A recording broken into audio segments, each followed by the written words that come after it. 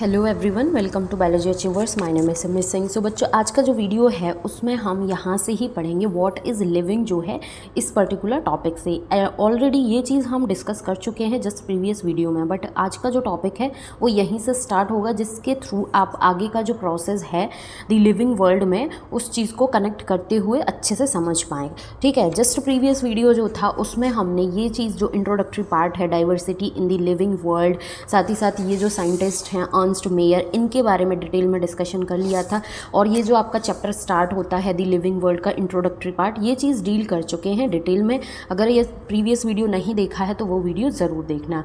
ठीक है, तो आप सोच कर देखो कि एक लिविंग जो है वो क्या होता है। क्या ये जो पेन है, क्या ये जो नोटबुक है, ये लिविंग है? ठीक है, ये लिविंग नहीं है। क्यों नहीं है? क्योंकि ये जो है ये किसी भी तरीके की ग्रोथ नहीं दिखा सकते। ठीक है, इनमें रिप्रोडक्शन नहीं हो सकता कि ये पेन जो है एक है, ये रिप्रोड्यूस करके 2 पेन बना लिया, 4 पेन बना लिया, इस तरीके का प्रोसेस नहीं हो सकता।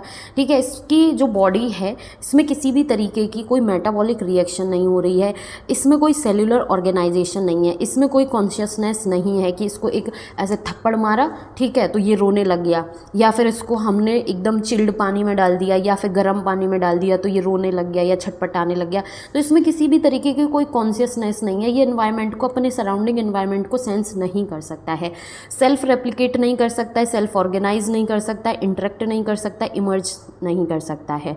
ठीक है, तो ये क्या है? ये एक नॉन लिविंग है। लेकिन जो ऑब्जेक्ट ये सारी प्रॉपर्टीज़ शो करता हो, जिसमें ग्रोथ हो सकती हो, जो रिप्रोड्यूस कर सकता हो, जो मेटाबॉलिज्म हो सकता हो, cellular organisation, consciousness, self replicate, self organise, interact, emergence, ठीक है, तो ये सारी प्रॉपर्टीज़ शो करने वाला ऑब्जेक्ट जो है वो क्या कहलाता है?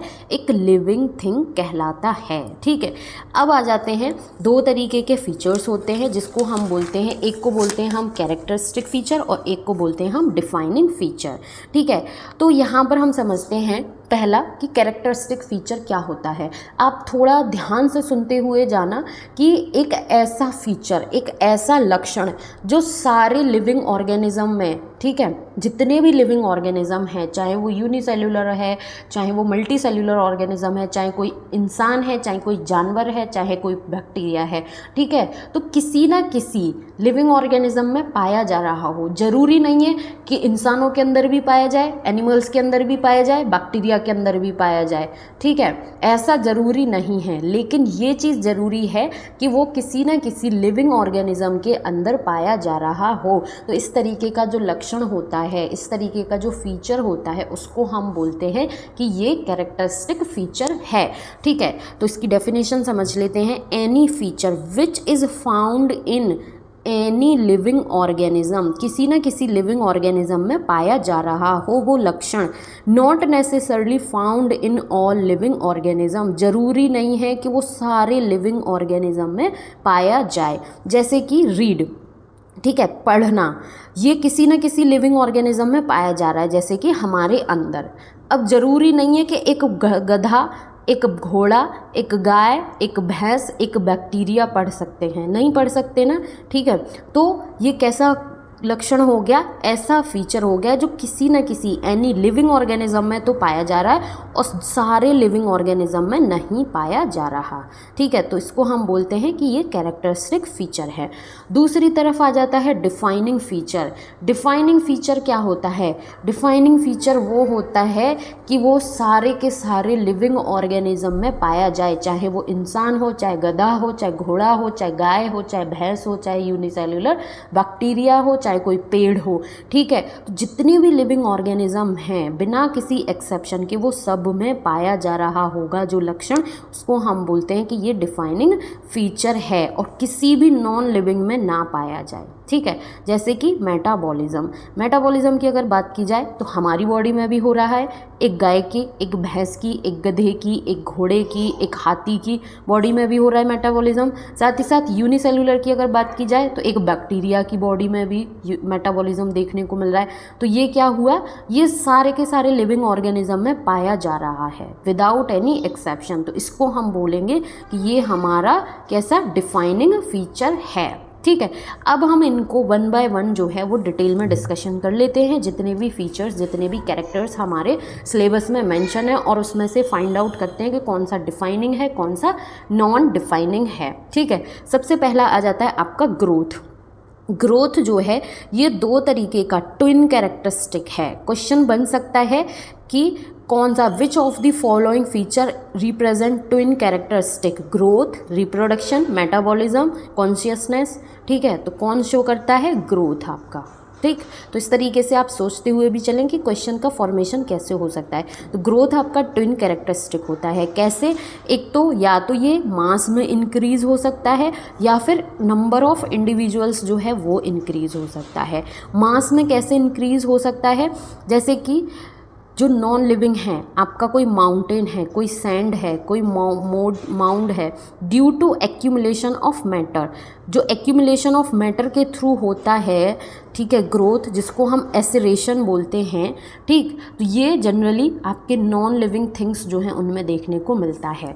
जैसे कि आपका ये क्या है, ये माउंटेन है। ठीक है, यहाँ पर क्या हुआ कि स्नोफॉल हुई, बर्फ़ जो है इस पर जम गई, तो ये जो इतना साइज़ था इस माउंटेन का, बर्फ़ के डिपोजिशन की वजह से इसका साइज़ जो है वो इतना हो गया।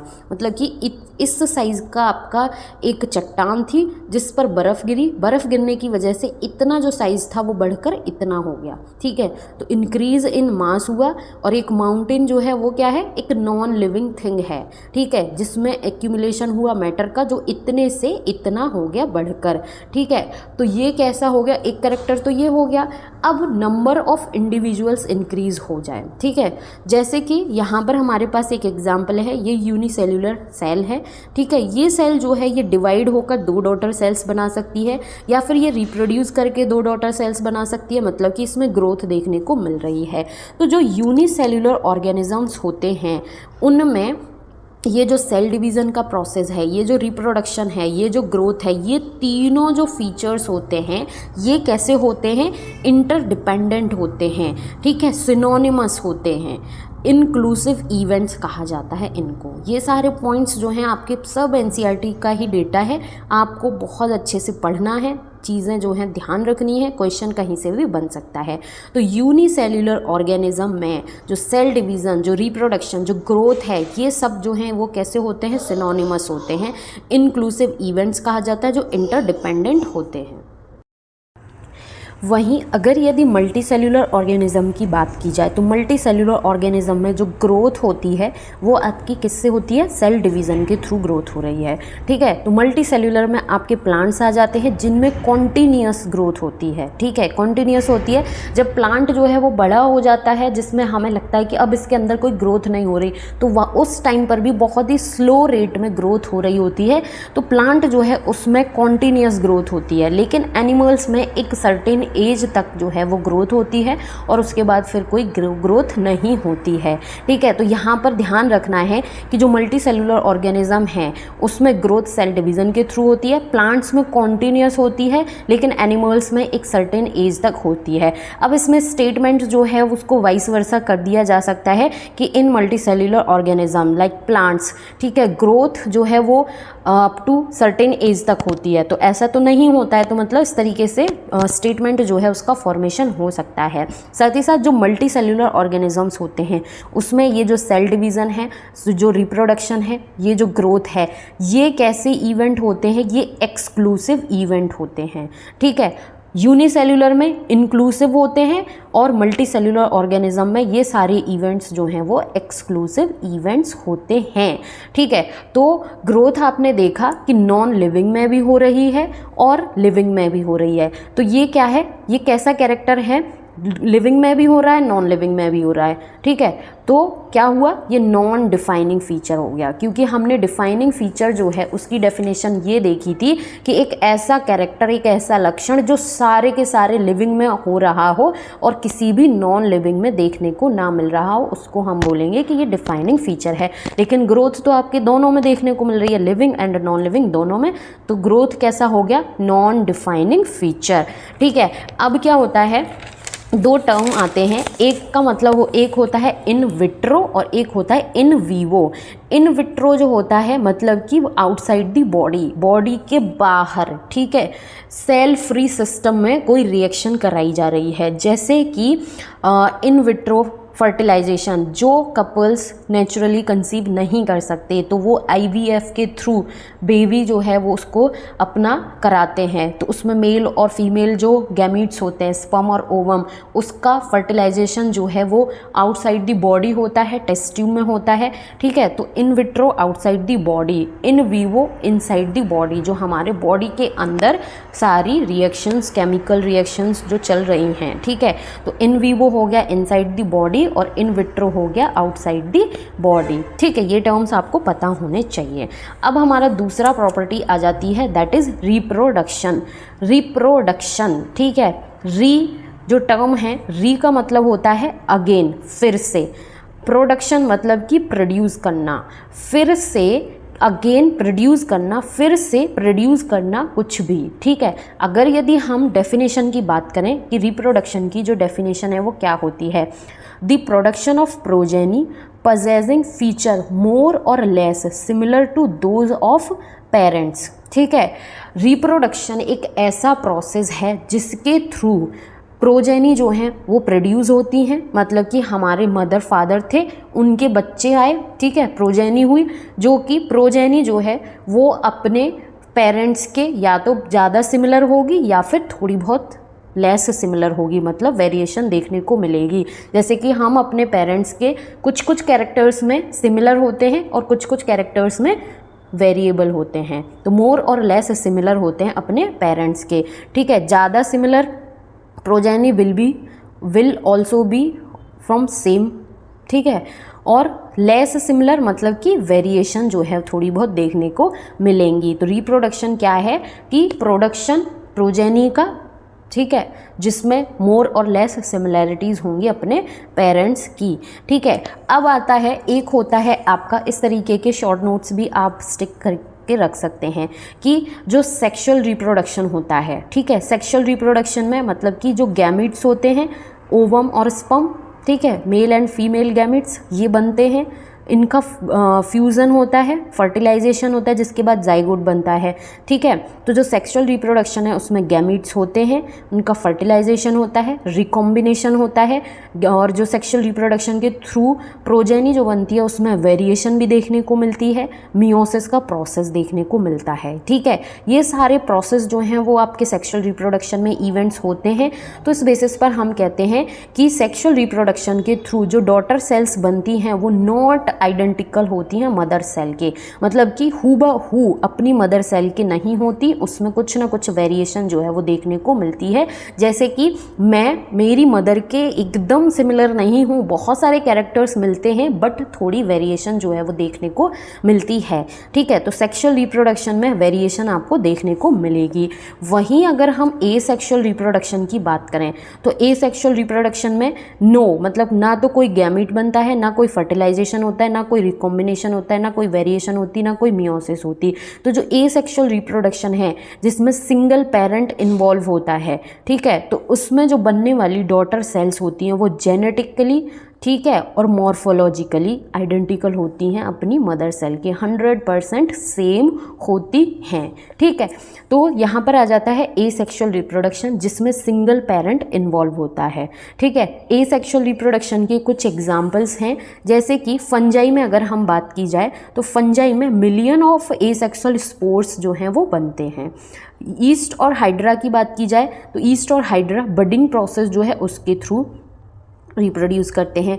प्लेनेरिया जिसको फ्लैटवर्म बोला जाता है, ठीक है, इसमें ट्रू रीजनरेशन देखने को मिलती है, मतलब कि एक प्लेनेरिया है, अगर उसके 2-3 टुकड़े हमने कर दिए, काट दिया उसको और छोड़ दिया तो जो 2-3 टुकड़े हैं वो पूरा क्या है बॉडी में कन्वर्ट हो जाएंगे, पूरा बॉडी जो है वो बना लेंगे। ट्रू रीजनरेशन देखने को मिलती है प्लेनेरिया फ्लैटवर्म में।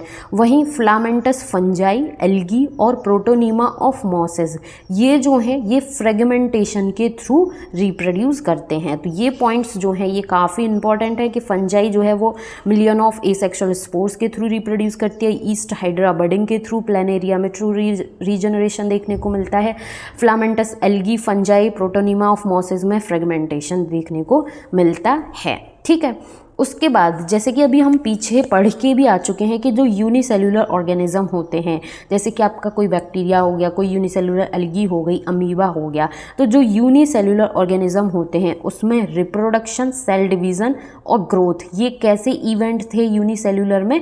इंक्लूसिव इवेंट्स थे, सिनोनिमस सेम इवेंट होते हैं। ठीक, लेकिन मल्टीसेलुलर में एक्सक्लूसिव इवेंट थे। अब क्या होता है कि कुछ कुछ ऑर्गेनिजम्स जो होते हैं वो रिप्रोड्यूस नहीं कर सकते, जैसे कि म्यूल, ठीक है, स्टेराइल वर्कर बीज जो हैं ये रिप्रोड्यूस नहीं कर सकती, इनफर्टाइल ह्यूमन कपल्स जो हैं वो बच्चे पैदा नहीं कर सकते। तो ये कुछ कुछ लिविंग ऑर्गेनिज्म हैं जो कि रिप्रोड्यूस नहीं कर सकते। तो यहाँ पर हमने रिप्रोडक्शन में देखा कि ये एक ऐसा फीचर है जो सारे के सारे लिविंग ऑर्गेनिज्म में नहीं पाया जा रहा है, क्योंकि ये कुछ कुछ ऑर्गेनिजम्स हैं जो कि रिप्रोड्यूस नहीं कर सकते। तो इस बेसिस पर हम कह सकते हैं कि जो रिप्रोडक्शन है ये क्या है? नॉन डिफाइनिंग फीचर है, क्योंकि ये सारे के सारे लिविंग ऑर्गेनिज्म में नहीं पाया जा रहा है। ठीक, उसके बाद नेक्स्ट जो फीचर है वो आ जाता है हमारा मेटाबॉलिज्म, जो कि काफ़ी इंपॉर्टेंट है। और इसमें एक चीज़, एक सेल फ्री सिस्टम का एक्सपेरिमेंट जैसा है जिसमें बच्चे कंफ्यूज होते हैं। तो मेटाबॉलिज्म क्या है? ठीक है, मेटाबॉलिज्म वो प्रोसेस है जिसमें 100, 200, 1000, लाख केमिकल रिएक्शंस जो हैं वो बॉडी के अंदर हो रही होती हैं। ठीक है, चाहे वो ऑर्गेनिज्म आपका यूनिसेलुलर हो, बैक्टीरिया हो, चाहे वो मल्टी सेल्यूलर बहुत ही कॉम्प्लेक्स ह्यूमन बीइंग या फिर वेल जो फिश है उसकी बात की जाए। ठीक है, सबकी बॉडी के अंदर केमिकल रिएक्शंस जो हैं वो हो रही हैं। ठीक, तो मेटाबॉलिज्म क्या है? उन sum total of all chemical reaction occurring inside the body of an organism and living organism. ठीक है, तो जो लिविंग ऑर्गेनिज्म यूनिसेल्यूलर हो चाहे मल्टी सेल्यूलर हो, जिस उस लिविंग ऑर्गेनिज्म की बॉडी के अंदर जो सारी की सारी केमिकल रिएक्शन हो रही हैं, 1000, 2000, लाख, ठीक है, उन सारी केमिकल रिएक्शंस का जो सम टोटल होता है उसको हम बोलते हैं मेटाबॉलिज्म। ठीक है, अब आपने देखा कि मेटाबॉलिज्म का जो प्रोसेस है वो सारे के सारे इंसान हो, गधा, घोड़ा, गाय, भैंस, बकरी हो, चाहे बैक्टीरिया हो, चाहे कोई मछली हो, ठीक है, सारे के सारे लिविंग ऑर्गेनिज्म में हो रहा है। मतलब कि ये आपका क्या हो गया? डिफाइनिंग फीचर हो गया। अब ये जो केमिकल रिएक्शन होती हैं बॉडी के अंदर, ये जो रिएक्शन है ये दो टाइप की होती हैं। एक को हम बोलते हैं कैटाबॉलिज्म, जिसमें कुछ ना कुछ टूट फूट रहा है। एक को बोलते हैं हम एनाबॉलिज्म, जिसमें कुछ ना कुछ बन रहा है बॉडी के अंदर। जो ये रिएक्शन है कैटाबॉलिज्म टूटना और एनाबॉलिज्म बनना, ठीक है, ये दोनों रिएक्शन जो हैं वो बॉडी के अंदर साइमल्टेनियसली लगातार पैरेलली चल रही होती हैं। कैटाबॉलिज्म जो है वो कैसी रिएक्शन होती है? कैटा से काटने वाली, ठीक है, ब्रेक डाउन रिएक्शन बोलते हैं। इसमें एनर्जी जो है वो रिलीज होती है। जब कुछ टूट फूट रहा है, ठीक है, तो एनर्जी क्या है? रिलीज हो रही है, जिसको हम एक्सोथर्मिक रिएक्शन भी बोलते हैं, एक्सर्गोनिक रिएक्शन भी बोलते हैं। एक्सोथर्मिक कौन सी है, एंडोथर्मिक कौन सी है, एक्सर्गोनिक कौन सी है, एंडरगोनिक कौन सी है, इसमें कन्फ्यूज़न हो जाता है। ठीक है, तो कैटाबॉलिज्म जिसको ब्रेक डाउन रिएक्शन बोला जाता है, जिसमें एनर्जी रिलीज होती है, जिसको एक्सोथर्मिक बोला जाता है, एक्सर्गोनिक रिएक्शन बोला जाता है, जिसका एग्जाम्पल हो गया आपका रेस्पिरेशन। ठीक है, वहीं दूसरी तरफ आ जाता है एनाबॉलिज्म, जिसमें कुछ ना कुछ बन रहा है, कुछ ना कुछ फॉर्मेशन हो रहा है, कुछ ना कुछ सिंथेसिस हो रही है, तो इसको बोलते हैं हम सिंथेसिस रिएक्शन, जिसमें एनर्जी जो है वो नीड होती है, एनर्जी की, एनर्जी इज नीडेड, जिसको हम एंडोथर्मिक रिएक्शन बोलते हैं, एंडरगोनिक रिएक्शन भी बोलते हैं, जैसे कि फोटोसिंथेसिस आ गया आपका एग्जाम्पल। ठीक है, अब एक एक्सपेरिमेंट सा होता है जिसमें कंफ्यूज हो जाते हैं एक टर्म से बच्चे कि ये एक टेस्ट ट्यूब है आपका, ठीक है, इस टेस्ट ट्यूब के अंदर ये जो पर्टिकुलर ग्रीन कलर का पार्ट दिख रहा है, ये रिएक्शन हो रही है, जो कि टेस्ट ट्यूब में हम रिएक्शन करा रहे हैं। तो ये कैसा सिस्टम है? सेल फ्री सिस्टम है। बॉडी के अंदर नहीं हो रहा, टेस्ट ट्यूब के अंदर हो रहा है, जिसमें कोई सेल नहीं हो रही, सेल फ्री सिस्टम है।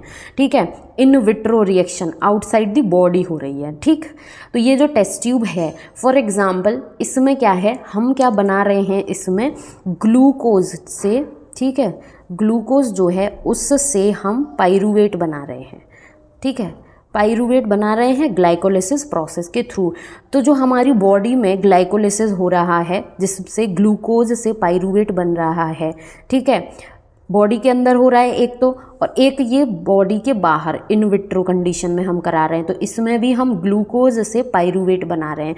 तो ये जो रिएक्शन है, टेस्ट ट्यूब के अंदर जो प्रोडक्ट बन रहा है पाइरूवेट, और हमारी बॉडी के अंदर जो पाइरूवेट बन रहा है, वो तो सेम ही है। ठीक है, उसमें तो कोई अंतर नहीं है, उसके केमिकल कॉम्पोजिशन में कोई अंतर नहीं है। तो जो रिएक्शन हो रही है इस टेस्ट ट्यूब में और जो हमारी बॉडी के अंदर जो रिएक्शन हो रही है, वो क्या है? रिएक्शन तो सेम है as that of occurring in living organism. ठीक है, ये जो रिएक्शन हो रही है टेस्ट ट्यूब में, जिसमें हम पाइरूवेट बना रहे हैं, और हमारी बॉडी के अंदर भी जो पाइरूवेट बन रहा है सेम है, तो इस रिएक्शन को हम बोल सकते हैं कि ये 100% रिएक्शन जो है वो लिविंग है। लेकिन अगर यदि इस पूरे सेटअप को हम एक ऑर्गेनिज्म के पॉइंट ऑफ व्यू से देखें, तो हम ये नहीं कह सकते कि ये एक लिविंग या फिर नॉन लिविंग ऑर्गेनिज्म है।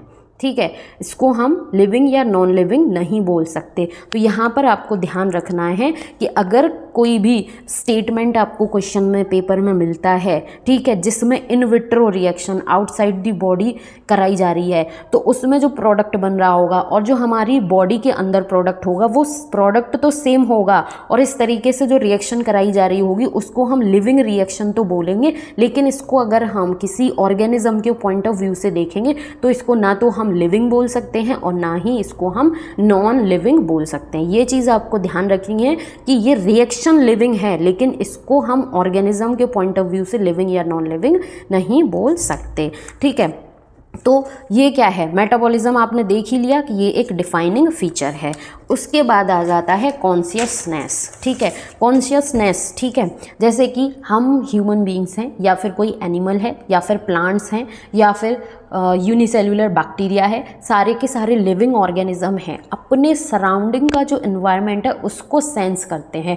सेंस करने के बाद उसके प्रति रिस्पॉन्स करते हैं, रिस्पॉन्ड करते हैं।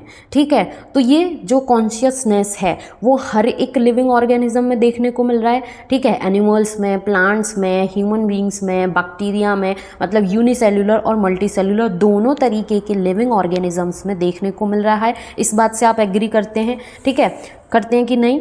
ठीक, तो कॉन्शियसनेस जो है ये कैसा है? आपका डिफाइनिंग फीचर है। ठीक है, ये जो है most obvious and technically complicated feature है ऑल लिविंग ऑर्गेनिज्म का। ठीक है, इसमें दो तरीके की प्रॉपर्टीज़ होती हैं कि सबसे पहले हमने अपने चारों तरफ का जो एनवायरनमेंट है उसको सेंस किया। सेंस कैसे करेंगे? हमारे पास सेंस ऑर्गन्स हैं। ठीक है, जैसे आँख है, कान है, नाक है, स्किन है। ठीक है, तो जो हमारे सेंस ऑर्गन्स हैं उसके थ्रू हमने सेंस किया। क्या सेंस किया? कि कोई भी स्टिमुलस हो सकता है। ठीक है, एनवायरनमेंट में जो चेंज है, ठीक है, जिसको हम किसके थ्रू, इस चेंज को किसके थ्रू? स्टिमुलस के थ्रू जान सकते हैं। अब ये स्टिमुलस आपका फिजिकल हो सकता है, मतलब कि टेम्परेचर, रेडिएशंस ये बढ़ सकती है। ठीक है, टेम्परेचर कम हो सकता है, फिजिकल स्टिमुलस हो गया। केमिकल स्टिमुलस में एसिड आ सकता है, बेस आ सकता है।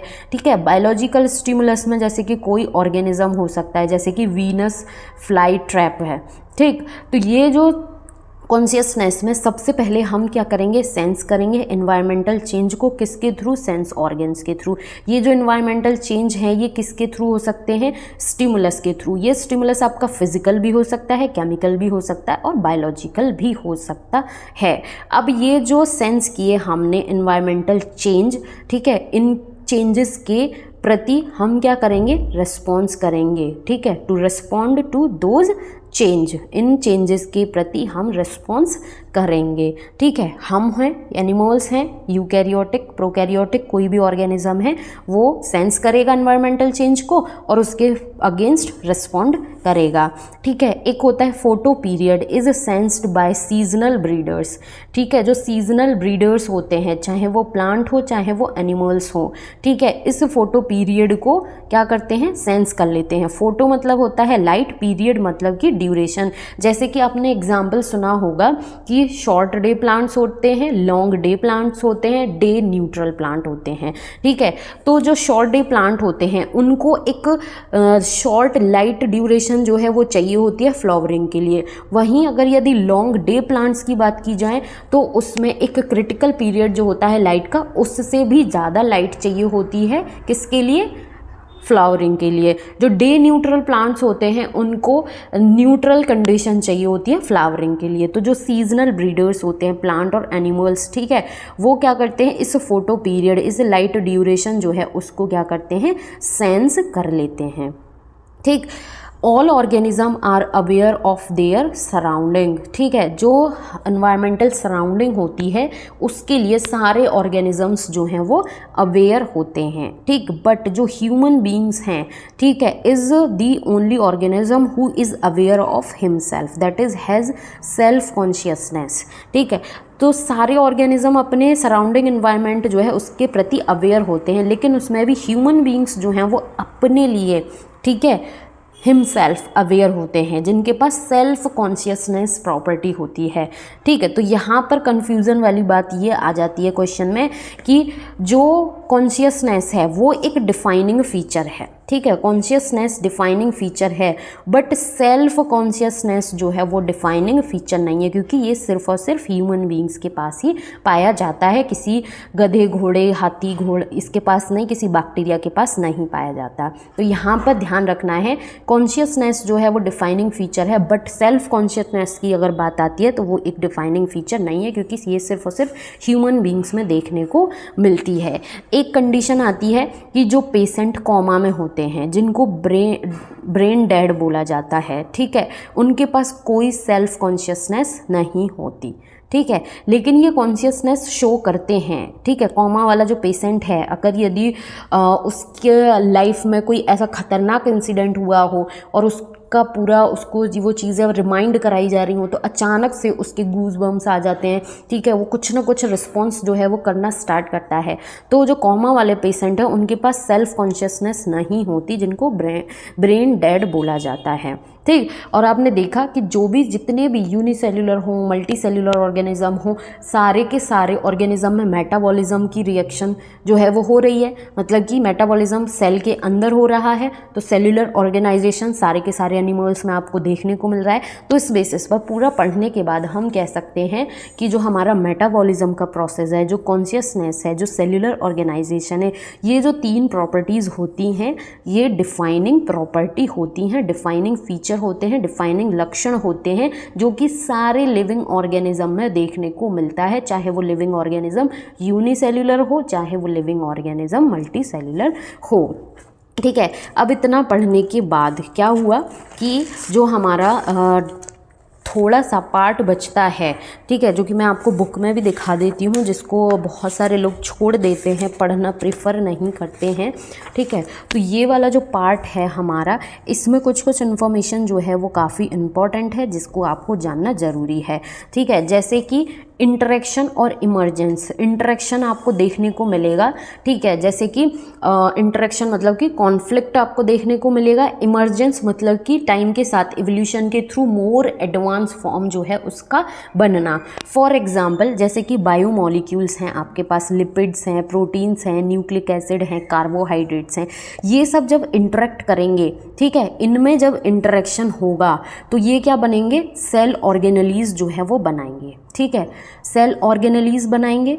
ठीक, सेल ऑर्गेनेलीज जो हैं वो इन बायोमोलिक्यूल्स के कंपैरिजन में सेल ऑर्गेनेलीज जो हैं वो कैसे होंगे, मोर एडवांस होंगे। सेल ऑर्गेनेलीज बन गया जैसे कि प्लास्टिड, माइटोकॉन्ड्रिया, न्यूक्लियाई। तो जो बायोमोलिक्यूल्स ने इंटरेक्ट करा, तो इंटरेक्ट करने के बाद इमर्जेंस हुई, मतलब सेल ऑर्गेनेलीज बने, मोर एडवांस फॉर्म बनी बायोमोलिक्यूल्स की, ठीक है, जैसे कि प्लास्टिड, माइटोकॉन्ड्रिया, न्यूक्लियाई। जब ये जो सेल ऑर्गेनेलीज हैं ये इंटरेक्ट करेंगे तो ये क्या बनाएंगे, ये एक सेल बनाएंगे। अब ये जो सेल है, ठीक है, ये कैसी होगी, ये मोर एडवांस होगी इन सेल ऑर्गेनेलीज के कंपैरिजन में। जब बहुत सारी सेल्स जो हैं वो इंटरेक्ट करती हैं तो वो टिश्यू बनाती हैं, तो टिश्यू के पास कुछ ना कुछ एडवांस प्रॉपर्टीज़ होगी, ठीक है, एज कम्पेयर टू सेल। तो टिश्यूज़ जो है इंटरेक्ट करेंगे तो ऑर्गन्स बनेंगे, ऑर्गन्स इंटरेक्ट करते हैं तो ऑर्गन सिस्टम बनता है, ऑर्गन सिस्टम जब इंटरेक्ट करते हैं तो ऑर्गेनिजम्स जो हैं वो बनते हैं, ठीक है। तो यहाँ पर एक चीज़ आ जाती है, the things at the lower level, जो चीज़ें लोअर लेवल पर होती हैं वो इंटरेक्ट करती हैं, इंटरेक्ट करने के बाद मोर एडवांस चीज़ें जो हैं वो इमर्ज करती हैं हायर लेवल पर। जैसे कि लोअर लेवल पर बायोमोलिक्यूल्स थे, इन्होंने इंटरेक्ट किया, इंटरेक्ट करके इमर्ज किए सेल ऑर्गेनेलीज हायर लेवल पर, जो कि मोर एडवांस थे एज कंपेयर टू बायोमोलिक्यूल्स, ठीक है। अब जो लिविंग ऑर्गेनिज्म होता है उसकी डेफिनेशन की अगर बात की जाए, जो कि हमने स्टार्ट किया था अपना लेक्चर लिविंग से, तो एक लिविंग थिंग जो होती है, एक लिविंग ऑर्गेनिज्म जो होता है वो सेल्फ रेप्लिकेटिंग प्रॉपर्टी शो करता है, इवॉल्विंग होता है, सेल्फ रेगुलेटिंग होता है, इंटरेक्टिव सिस्टम उसमें पाया जाता है, रिस्पॉन्डिंग टू एक्सटर्नल स्टिमुलाई। तो इस तरीके की प्रॉपर्टीज़ जो हैं वो एक लिविंग ऑर्गेनिज्म में देखने को मिलती हैं, ठीक है। और जितने भी लिविंग ऑर्गेनिज्म हैं, चाहे हम पास्ट की बात करें, चाहे हम प्रेजेंट की बात करें, चाहे आने वाले फ्यूचर की बात करें, तो ऑल लिविंग ऑर्गेनिज्म, चाहे हम प्रेजेंट, चाहे हम पास्ट, चाहे हम फ्यूचर की बात करें, ये सब के सब जो हैं वो लिंक होते हैं एक दूसरे से, एक कॉमन जेनेटिक मटेरियल शेयर करते हैं, ठीक है, जो कि जिसकी वजह से मोर और लेस सिमिलैरिटीज़ होती हैं। और ये जेनेटिक मटेरियल क्या होता है, न्यूक्लिक एसिड। तो जितने भी लिविंग ऑर्गेनिज्म हैं, ठीक है, वो चाहे प्रेजेंट, पास्ट, फ्यूचर किसी की भी बात की जाए, वो एक दूसरे से कनेक्टेड होते हैं जेनेटिक मटेरियल न्यूक्लिक एसिड के थ्रू। तो इसी के साथ में व्हाट इज़ लिविंग का जो कॉन्सेप्ट है वो हो जाता है आपका कंप्लीट, ठीक है। इसके बाद हमारा जो नेक्स्ट टॉपिक स्टार्ट होगा वो होगा आपका biodiversity in the living world, ठीक है, जो कि काफ़ी इंपॉर्टेंट है। अगर यहाँ तक कोई डाउट है तो प्लीज़ कमेंट सेशन में ज़रूर कमेंट करना, एंड मैं अपने हैंड रिटन नोट्स जो हैं आपको अपने टेलीग्राम चैनल पर प्रोवाइड कर दूँगी, वहाँ से आप ये कैरी कर सकते हैं। अगर कोई कन्फ्यूज़न है तो प्लीज़ कमेंट सेशन में ज़रूर कमेंट करना। Thank you so much for watching.